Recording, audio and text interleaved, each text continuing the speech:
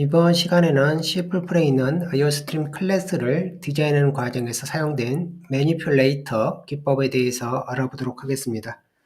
매니퓰레이터는 어떠한 타입이 있을 때 그 타입에 대한 조작 기능을 별도로 제공을 한다는 의미를 갖고 있어요. 그래서 어떤 클래스가 있습니다.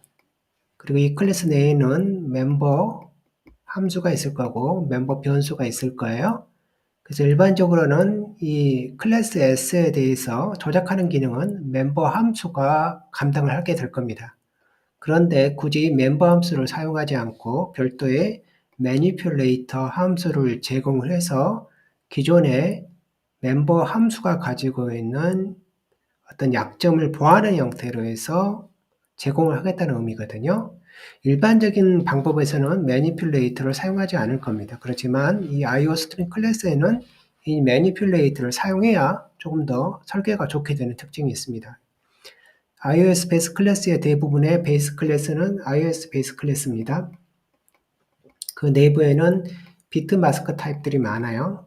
비트 마스크 타입은 어떤 비트셋을 껐다 켰다 해서 조작하는 기능입니다. 그런데 그러한 그 비트 마스크 타입에 대한 제어하는 함수를 보게 되면 S 클래스 내에서는 이 setF라는 함수가 오버로딩 된 함수가 두 개가 있는데 이걸 통해서 비트 마스크를 다 제어를 하고 있거든요. 그래서 어떤 보면 클래스 설계의 관점에서 보게 되면 필요 이상의 함수를 제공하지 않고 하나의 단일 함수로 모두를 제어하겠다. 또 이것이 이 클래스의 설계 원칙에 맞다라고 생각을 하는 겁니다.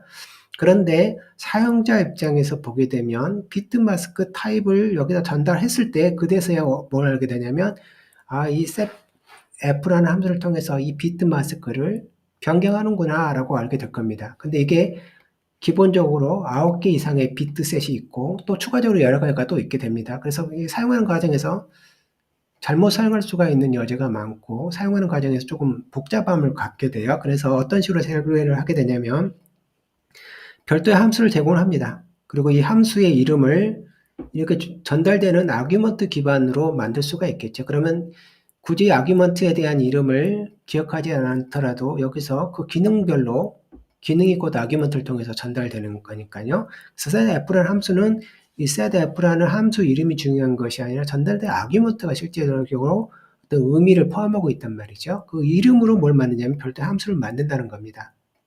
이렇게 하게 되면 함수를 만들 때 예를 들어서 스킵하는 경우다, 스킵한다, 예를 들어서 이런 게 있다고 합시다. 그러면 요런 함수 이름으로 만드는 겁니다. 그때 이 함수의 형태는 어떻게 만드냐면 s에 대해서 레퍼런스, 그 다음에 인자로 s에 대한 레퍼런스를 받도록 합니다.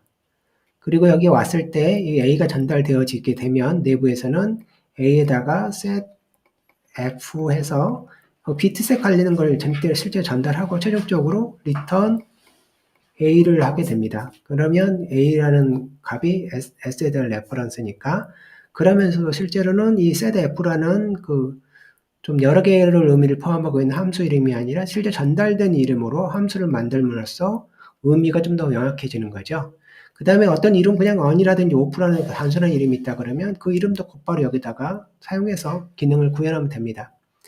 그리고 여기서 이제 return되는 타입은 이 전달된 타입과 동일한 타입을 갖게 돼요. 그래서 어떤 식으로 사용하게 되냐면 여기에 여러 개의 함수가 있다고 되면 변수로 만들고 난 다음에 s.test, s.setf 이런 식으로 호출하는 것이 아니라 곧바로 여기다가 이 함수를 쭉 나열하면 됩니다. 이런 식으로 f2, f2 이런 식으로. 그런데 여기서 우리가 한 가지 알고 있는 사실은 이 a라는 타입은 이미 있죠. f라는 f1이라는 클래스 타입이 또 있는데 여기 보면 중간에 연결해주는 이 오퍼레이터가 필요합니다. 그 오퍼레이터는 누가 디자인하면 S가 디자인을 해요. 왜냐하면 이 S 입장에서도 이런 타입을 이미 알고 있거든요. 이런 게 있을 수 있다는 걸 알고 있기 때문에 오퍼레이터로 인풋이라든지 아웃풋 오퍼레이터를 만들면서 여기에 이거에 대한 좀 이 함수 포인터가 있겠죠. 함수 포인터에 대한 레퍼런스나 포인터를 여기다 이렇게 받게 됩니다. 이런 식으로 디자인해서 받은 인자가 F라 그러면 F에다가 자기 자신에 대한 디레퍼런스를 전달해서 호출하고 이 호출된 결과를 다시 리턴합니다. 그래서 s로 이렇게 리턴하게 돼요. 그래서 계속 이런 식으로 이 중간에 이 연산자가 s라는 타입하고 만들어진 함수 포인터를 서로 연결해서 전달받고 이 오퍼레이터에서 최종적으로 함수로 호출하게 되는 그런 구조를 따르게 됩니다. 그래서 오퍼레이터 관점에서 보게 되면 오퍼레이터가 있는데 오퍼레이터는 이 오퍼레이터 같은 경우는 연산자를 2개 받잖아요. P연산자를. 그래서 P연산자를 어떻게 하냐면 첫 번째 값으로는 여기 S에 대한 레퍼런스를 받고 두 번째 값으로는 함수 포인터를 받아서 그 함수 포인터를 받아서 내부적으로 사용하게 됩니다.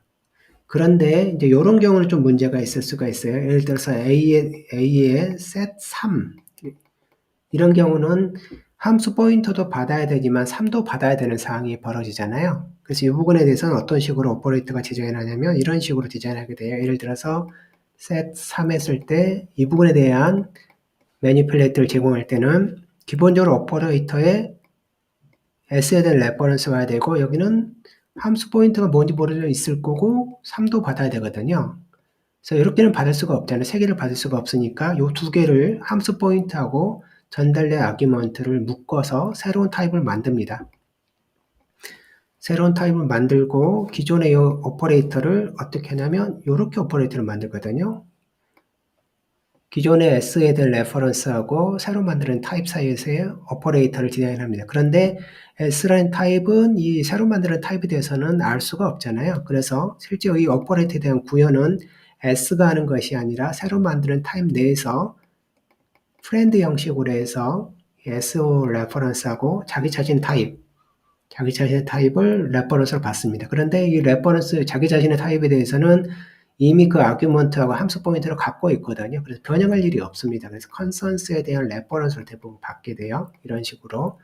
그러면 그럴 때 결국은 이 F라는 함수를 호출하게 될 거거든요. 호출하면서 여기는 S하고 이 3이라는 숫자를 던질 거예요. 그래서 F는 결국 어떤 식이 되냐면 리턴 타입은 S가 될 거고 그 다음에 S에 대한 레퍼런스를 받을 거고 그 다음에 3이죠. 3인데 인티저 타입이란 말이에요. 근데 그 숫자가 변경되지는 않는단 말이죠. 변경되지 않는 걸 전달하기 때문에. 그래서 컨센서스의 레퍼런스로 해서 이렇게 받게 됩니다.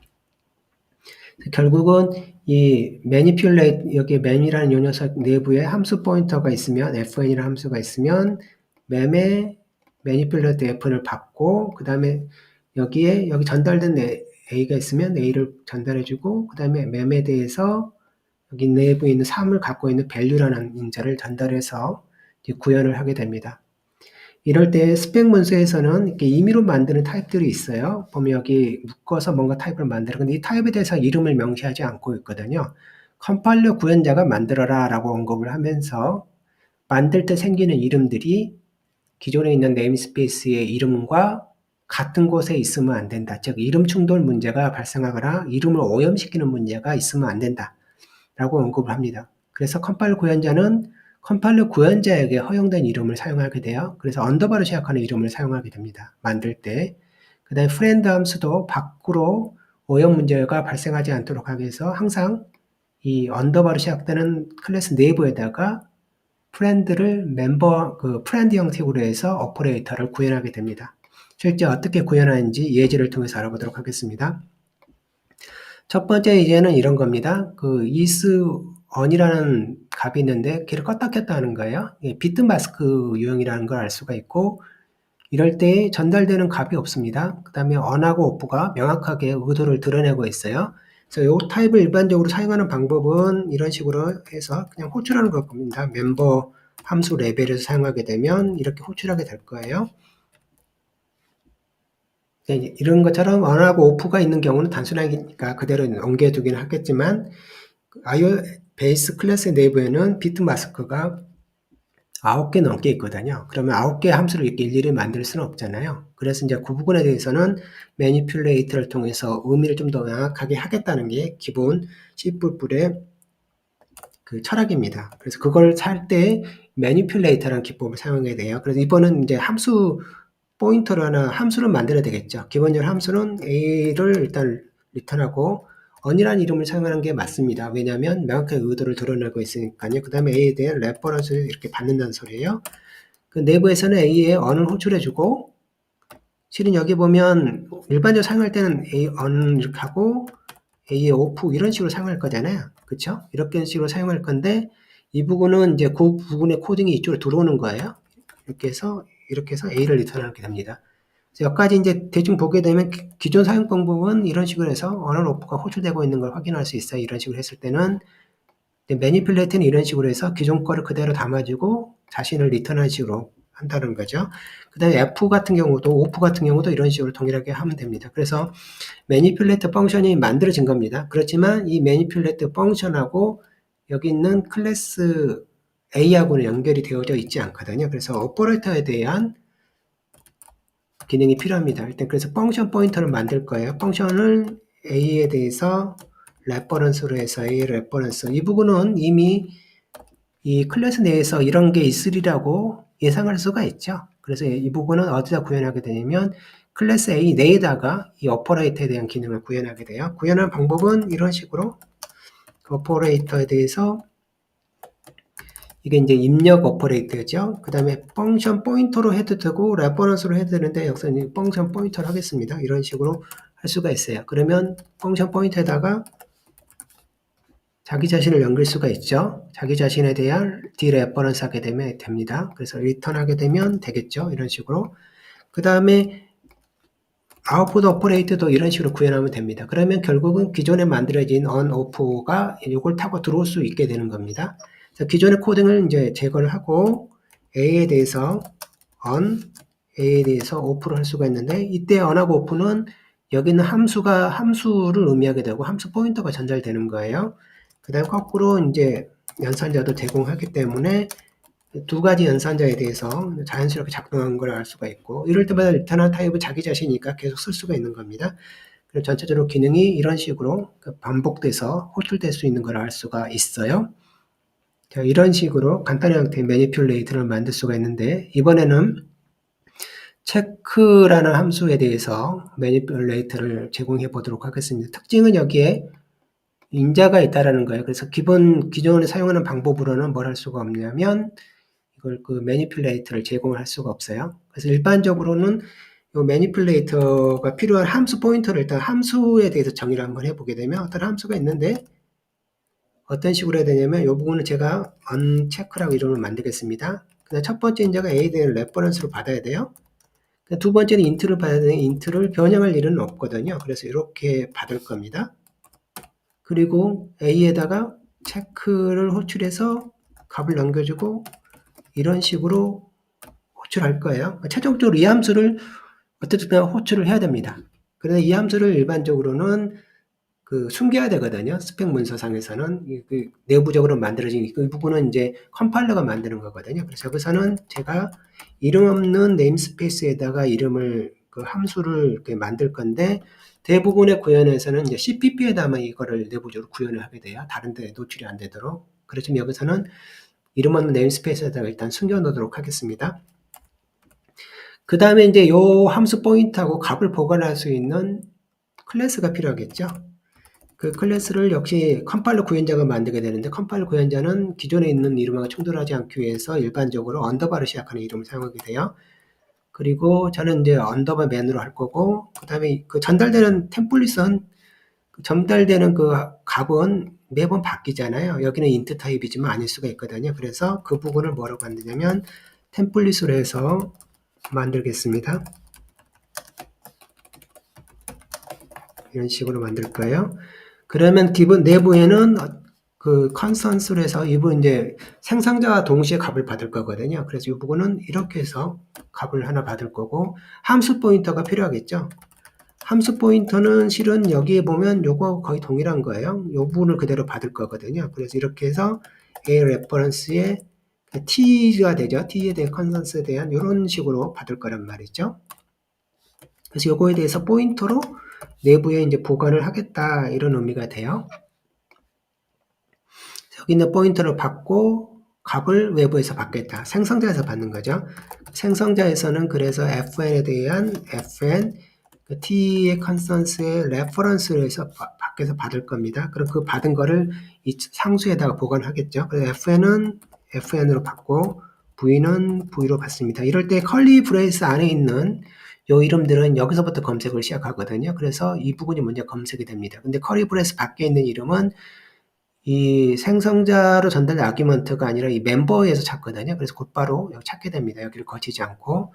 그래서 이제 문제가 없는 코딩인 거예요. 그 다음에 오퍼레이터가 있어야 되잖아요. 오퍼레이터는 이 언더바 메인하고의 오퍼레이션이에요. 그래서 어떤 식으로 되냐면 A에 대해서 레퍼런스를 할 거고 오퍼레이터를 합니다. 그리고 이 함수는 프리펑션 형태거든요. 근데 그게 이제 내부에 들어와 있으니까 프렌드로 해서 히든 프렌드로 해서 이름이 공개되지 않도록 내부에 디자인하게 됩니다. 프리펑션인데 이름을 공개하면 안 되니까 프렌드로 들어오는 거예요. 첫 번째 인자로는 A를 받을 거고 두 번째 인자로는 요건데 실은 이 부분이 또 그 수정할 일이 없잖아요. 그래서 이렇게 해서 이렇게 받을 겁니다. 이 부분이 이제 최종적으로 그 A에 대한 레퍼런스하고의 관계로 호출이 되는 겁니다. 그럴 때 이 main에는 fn이 들어가 있고 A가 첫 번째 값 전달되고 그 main에는 value가 들어가 있잖아요. 이렇게 하면 되는데 return 타입은 그냥 이렇게 쓰면 됩니다. 그리고 동일한 방법으로 이제는 아웃풋 오퍼레이터에 대한 것도 이렇게 할 수가 있게 되는 거예요. 자, 그러면 함수 호출될 거, 그리고 그 값하고 함수 포인터를 감싼 것까지 만들었는데, 최종적으로 매니퓰레이터 함수가 안 만들어졌잖아요. 매니퓰레이터는 이런 식으로 만드는 겁니다. 새로 만들어진 타입, 그 다음에 체크를 이제 드러내는 거예요. 이름을 동일하게. 그 다음에 이렇게 합니다. 그러면 내부에서는 어떻게 하냐면, 리턴하기를 이 타입으로 해서 첫 번째 인자로 함수 포인터잖아요. 함수 포인터는 요겁니다. 이 부분을 전달할 거고, A를 전달합니다. 그러면 이렇게 해서 만들어지는데 여기서 주의할 점은 레퍼런스 쓰면 안 되겠죠. 여기서 만드는 임시 변수인데 임시 변수에 대해서 레퍼런스를 하게 되면 이제 메모리에서 소멸되는 걸 의미하게 되니까 새로 만들어줘야 돼요. 그리고 이 만들어진 값이 최종적으로 이 오퍼레이터를 통해서 타고 들어가야 됩니다. 이렇게 해서 이제 만들면 된다는 소리예요. 실제 사용할 때는 어떤 식으로 한다는 소리냐면 여기다가 오퍼레이터를 하나 쓰고 오퍼레이터는 여기는 둘 중에 하나 쓰면 됩니다. 그 다음에 체크를 하게 되면 이 부분이 바뀌는 거거든요. 거기다 3을 던지게 되면 3이 이쪽으로 가서 이 객체를 만들고 그 만들어진 값에 대해서 오퍼레이션을 찾으면 이 함수가 찾아진다는 겁니다. 그래서 이런 식으로 작동을 하는 겁니다. 실제 컴파일을 해보게 되면 이제 문제가 없는 걸 확인할 수가 있고요. 실제 호출되어지면 요게 호출되거든요. 그래서 체크 값이 무엇인지 출력하게 됩니다. 그래서 결과를 보게 되면 이런 식으로 체크되고 있는 걸 확인할 수가 있고, 그다음 연이었을 수가 있어요. 당연히 체크 뭐 4 이렇게 하더라도 이제 문제가 없습니다. 기존에 또 여기에 on하고 off가 있었잖아요. 그래서 또 on이라는 함수 포인터, f라는 함수 포인터 이렇게 전달할 수가 있습니다. 그리고 이런 원리에 따라서 우리가 알고 있는 것 중에 cout에다가 set with에서 이렇게 호출하는 함수가 있죠. 이 함수를 보게 되면 동일한 방법으로 구현이 되어져 있어요. 이 함수는 이렇게 되어져 있는데 이게 이제 매니퓰레이터입니다. 전달된 값이면 최종적으로 이 값이 리턴되는 거예요. 그리고 이 타입에 대해서 뭘 하고 있냐면 내부에 오퍼레이터를 디자인을 하고 있어요. 여기도 인풋 아웃풋 오퍼레이터를 첫 번째 인자가 이제 대상, 그 다음에 두 번째가 자기 자신인데 컨선스 레퍼런스로 되어져 있죠. 그 다음에 이 매니퓰레이터의 함수 포인트하고 매니퓰레이터에 갖고 있는 값이 이 전달된 아이스트림하고 여기 있는 내부에 있는 아규먼트하고 해서 이 함수 포인트로 전달이 되도록 되어져 있습니다. 그래서 설계도 보면 동일합니다. 거의 차이가 없어요. 이런 식으로 이제 설계하는데 대신 이제 최종적으로 전달된 함수 포인터가 우리는 같은 경우는 그 네임스페이스 이름은 넣은 네임스페이스에다가 넣어놨잖아요. 근데 여기는 보면 이름은 없어요. 그 실제 이름은 어디에 있냐면 CPP 안에 들어가 있어요. CPP 안에 들어가 있어서 우리가 헤드와이를 통해서 이름을 검색하게 되는데 CPP 안에 들어가 있으니까 이름 검색에 대해서 오염 문제가 발생하지 않겠죠. 그렇게 설계를 해서 최종적으로 이 내부에서만 이 set이라는 함수를 밖에다가 헤더에다가 해서 숨기는 겁니다. 그리고 함수 이름도 보게 되면 언더바로 해서 들어가 있죠. 컴파일러 구현자에게 허용된 이름을 사용하기 위해서 이렇게 함으로써 네임스페이스에서의 오염, 이름 오염 문제를 해결하는 겁니다. 기존의 C++에 있는 매니퓰레이터가 지금과 같은 방법으로 해서 구현이 되어져 있는 겁니다.